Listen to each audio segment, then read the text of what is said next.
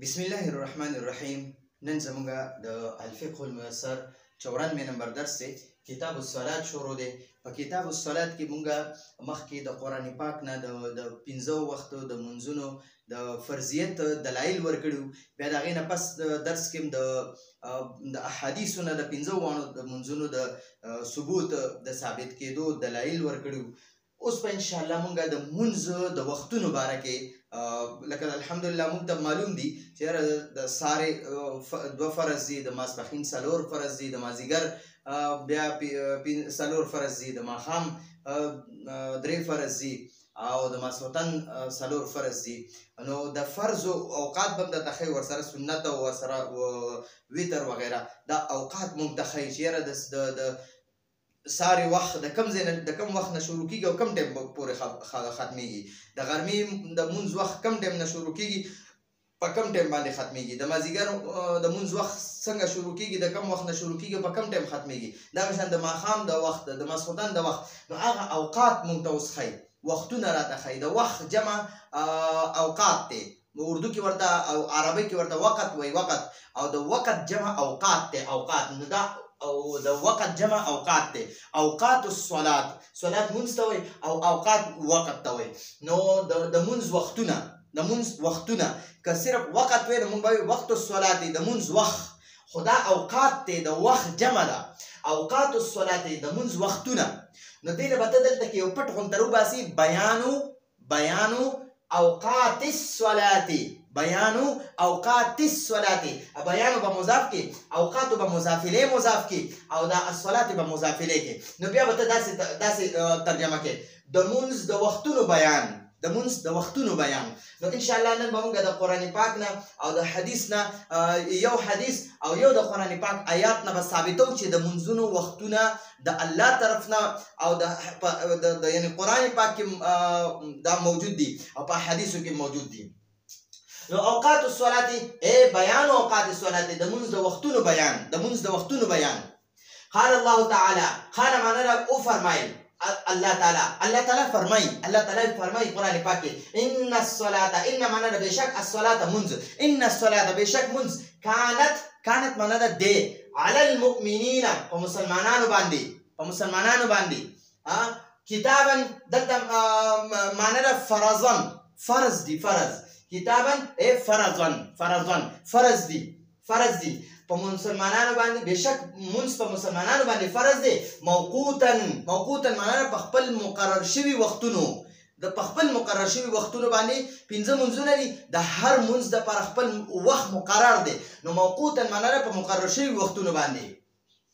نو ان الصلاه كانت على المؤمنين كتابا موقوتا، بشکه په مسلمانانو باندې منځ په خپل مقرر وختونو ادا کول فرض دي، په خپل مقرر وختونو ادا کول فرض دي. ان الصلاه بشکه منځ كانت دی على المؤمنين، مؤمنین دا د مؤمن جمع دی. مؤمن د مؤمن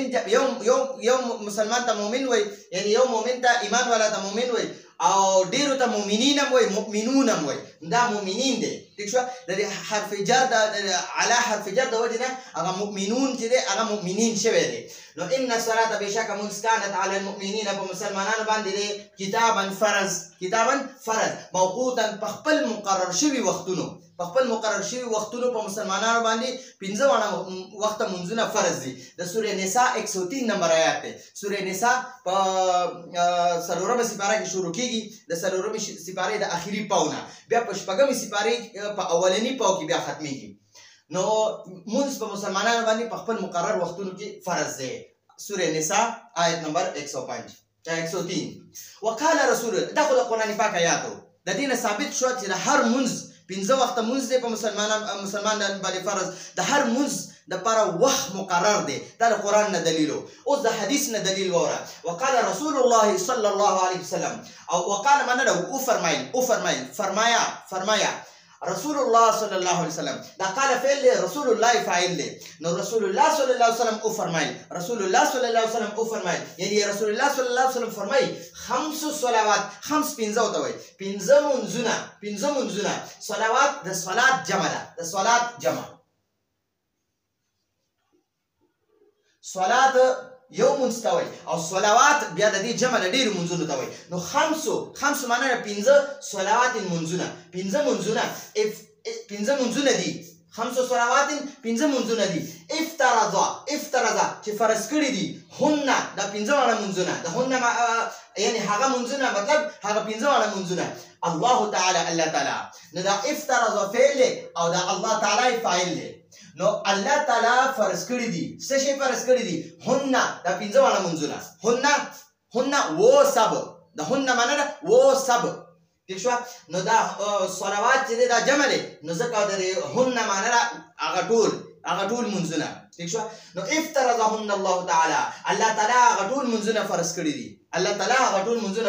دي اوس وای من څوک چې یا چا چې احسن ډیر خو کړو یعنی په خطر طریقې ادا کو وضوء او داس هن د دې منځونو لپاره نو چا چې دې منځونو لپاره من احسن چا چې په خطر طریقه باندې وکړو وضوء او داس هن د دې منځونو لپاره دې پنځه واړه منځونو لپاره چې څوک په خپل هر منځ لپاره که څوک او داس کوي یا په یو منځ باندې په یو او داس باندې ته دوه منځونه کولی شي نبی علیه السلام په یو غزوه کې په یو منځ باندې په یو او داس باندې پنځه واړه منځونه کړي دي او نبی علیه السلام وفرمایل وایي دا ما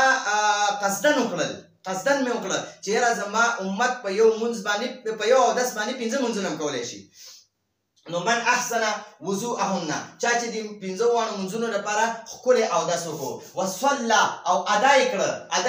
هن دا پنځه واړه منځونه لوقتهن په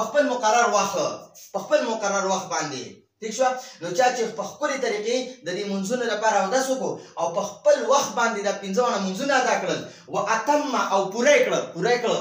رکوعهن رکوع ته وایي او هن د دې منځونو رکوع په هر طریقې سره ادا کړه وخشوعهن او د زړه په خشوع سره یعنی دل او دماغ حاضر کړي دي او په عاجزۍ سره الله ته ولاړ دی او هن د دې منځونو لپاره خشوع تمام کړه پوره کړه واتم رکوعهن وخشوعهن او د دې منځونو رکوع او خشوع مکمل طریقې سره ادا کړه کان له نو دغه کس دپاره علی الله په الله جل جلاله عهد ذمهداري ده نو دا کس د الله په ذمهدارۍ کې راغی کم کس چې یعنی پنځه واړه منځونه الله پاک په خپل وخت مقرر کړي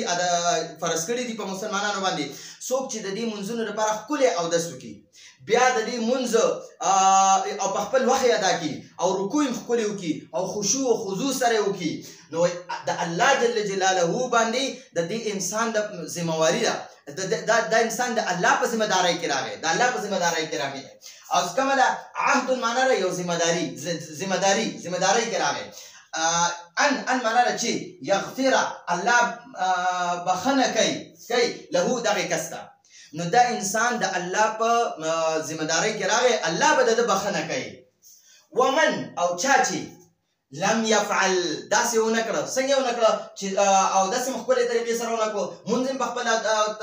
وخت باندې ادا نه کړو ٹھیک شو یعنی د اودس نه ځان خلاص کو بس څه ځایونه اوچو سلام ده او په خپل وخت هم ادا نه کړو او رکوع هم سمه ونه کړه لکه داسې ټیټ شو بر پاسېدو او خشوع وضوع پکې نه وه ولاړ په مونځ کې او کوي تجارت نو ومن لم يفعل که چا دغه شانتې مونځ ونه کړو یا خشوع وضوع سره ښکلې طریقې سره اودس په خپل وخت باندې رکوع او سجده دا یې صحیح طریقې سره ونه کړه دا ومن لم يفعل دغه معنا ده ومن او چا چې لم يفعل داسې ونه کړه لکه چې رابره موږ څنګه وویل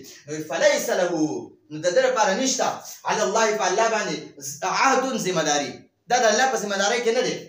دا انسان د الله په ذمهدارۍ کې نه دی ځکه د الله د حکم نه ځان خلاص کو په ځان یو بوج وګڼلو نو اوس وایي ان معنا ده که چېرته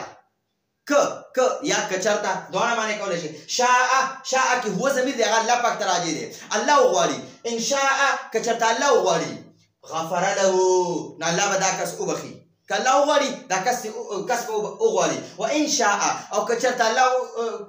الله وغواړي عذبه دغه سړي له به عذاب ورکړي عذبه الله به هغه له عذاب ورکړي دا ها ضمیر هغه کس ته راجع دی چې کوم کس دا مونځ به کوي نو عذبه الله به عذاب ورکړي عذبه کوم هو ضمیر دی هغه الله پاک ته راجع دی عذبه الله به عذاب ورکړي هو دغه سړي ته نو دا د مونږ ته د حدیثونه صرف دلایل راکړل چې ګوره یو خو قرآن پاک نه 15 وخته منځونه ثابت دي او یو د احادیثونه 15 وخته منځونه ثابت دي. اوس د منځونو وختونه چې دي هغه د قرآن نم ثابت شو او د حدیث نم ثابت شو. نو ان شاء الله دینه پس په مونږه په راتلونکي درس کې د منځونو د وختونو باره کې او د منځونو چې څو فرض دي څو سنت دي څو واجبات دي هغې باره کې به بحث کوو ان شاء الله. نو راتلونکي درس په اجازه غواړو. هذا هو المرام والله اعلم بحقیقة الكلام.